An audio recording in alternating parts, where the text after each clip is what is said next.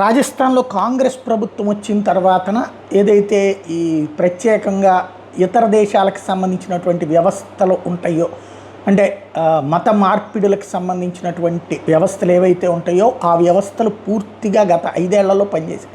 ఫలితంగా అక్కడ ఉన్నటువంటి హిందువుల్ని, ముస్లింలు కూడా మత మార్పిడి చేయగలిగారు, క్రైస్తవం వైపుకి మత మార్పిడి చేయగలిగారు.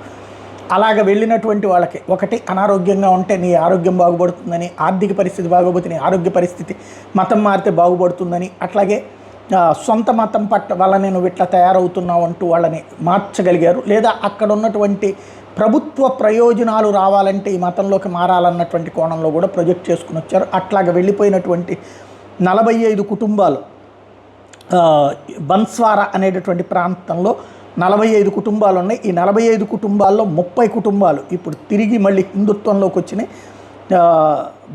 భైరవి టెంపుల్లో వాళ్ళందరికీ కూడా తాజాగా ఏది గర్వాపసి అంటే మళ్ళీ వెనక్కి తీసుకురావడం అన్నటువంటిది జరుగుతుంది అక్కడ.